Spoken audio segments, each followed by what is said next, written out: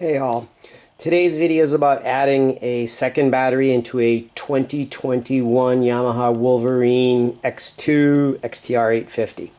I didn't want to buy the Yamaha second battery kit. It's outrageously priced at close to $400 by the time you pay tax, and it doesn't even come with the battery. So I did my own, and I'll go over it with you here, and I will put links in the description to where you can get this. Now, this is a good news, bad news video. I did a complete video. Actually, I've done quite a few videos lately about all the electrical I'm doing. Unfortunately, the memory card is corrupt, so a lot of the stuff is installed and built, so they're going to be more or less walkthrough videos because I lost a tremendous amount of footage that I was going to edit and post. So here we're going to start today with the second battery install. Here's the under the hood, and you know, I've noticed that on the RMX 1000, I've looked at a lot of posts. The 1000 has much more room under the hood. You have plenty of options. The 850 is really tight.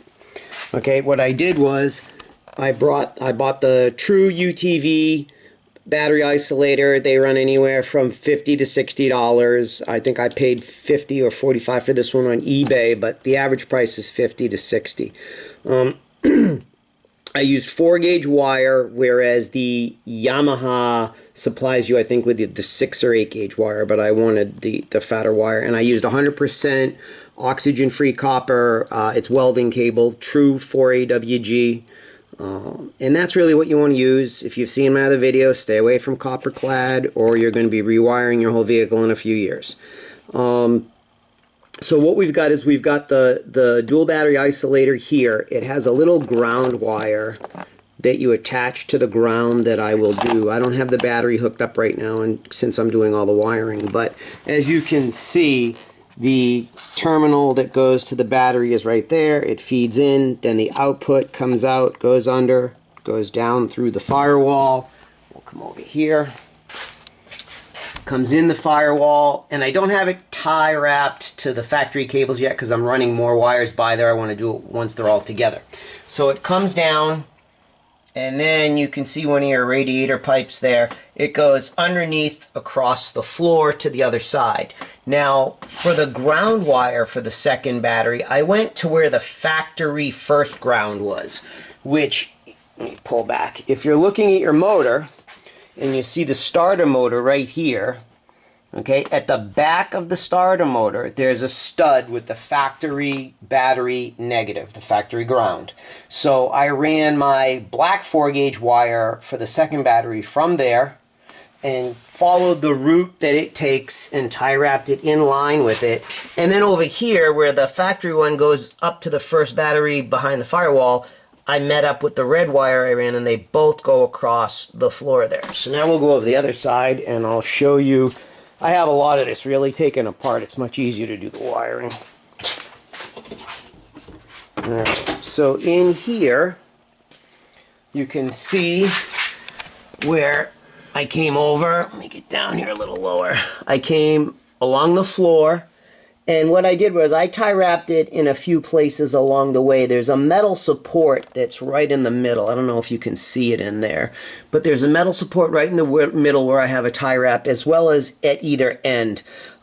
Temperature wise, the pipes aren't going to do anything. It's fine. So both my 4-gauge pound ground come in, they come over, okay, and they come in behind here and into here, and here's the battery.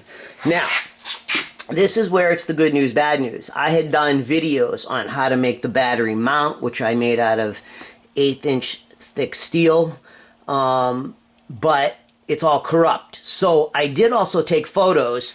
So at the top of the description, you'll also have the link to wolverineforums.com where I do a complete thread about this build, so you'll be able to see detailed pictures there. I'm going to explain it to you now, and then we can add more in the Wolverine thread. Okay, so the battery that they want you to go with is basically the same battery that's up front. It's a Group U1. Group U1 batteries, it's hard to find mounts and accessories other than one battery box that they make for this. And the battery box really doesn't fit in there well. It's not easy to get in. It's not easy to get the lid off. I wanted to put it in a battery box. I bought the battery box, but it doesn't fit. So what you're going to have to do is you're going to have to basically make everything for this, because Group U1, I don't know why, but they just don't make anything. Now you also see the SSV Works subwoofer behind it. Let me pull my chair over here. Okay. I had to wait until I had the SSV Works subwoofer so that I could see how much room I had over here. We'll get into the subwoofer in another video. I haven't run the wires for it yet. I haven't tried it yet. I just have it mounted in there so I knew what I had to deal with.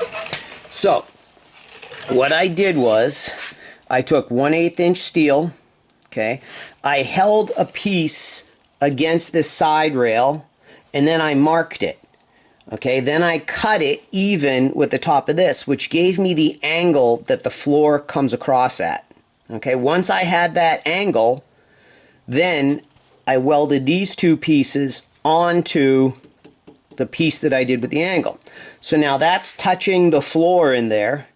So it's sturdy, and these two pieces are welded on from both sides, right here at this side and on the inside. And again, you can see photos at wolverineforum.com. I'll give you the link. Then what I did was I took the flat section of 1/8 inch, and I'll give you the dimensions for it. I took the flat section and I laid it in there so it was touching the bottom here. And then I put a level on it, and I slowly lifted the back until that was level, because the floor slopes down in here. So it's a pain in the butt to make this bracket. So I lifted it until it was level, and then I took a scribe, awl, whatever you want to call it, and I went along the top of the base plate, and I had this bolted in place. I went along the top of the base plate and just scratched along it so I could see where I needed to weld that to this side plate when it was even. Now over here I used 1/4 inch, everything I'm using is stainless steel. I used 1/4 inch, I think they're 3/4 of an inch long, or they were 1/2 inch long. And this was thick enough that I tapped it and threaded it, drilled the hole, tapped it, threaded it, so those screwed in.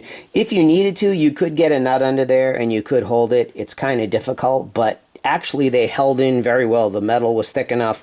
I got lock washers on it, and it all holds in. Now, once I had the side piece over here scribed, I took it out, put it on my welding table. I welded that panel to it, and again, there's photos in my thread. Then I sprayed it with truck bed liner, Rust-Oleum truck bed liner. Now, what I did was, this utilizes the factory hole that was coming up from the bottom.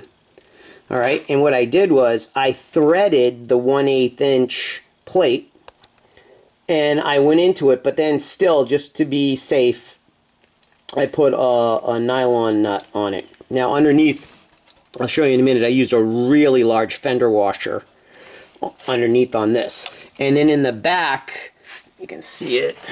Let me see, where are we? Can you see it from here? Maybe this is the best angle. You can kind of see the nut down there in the back corner.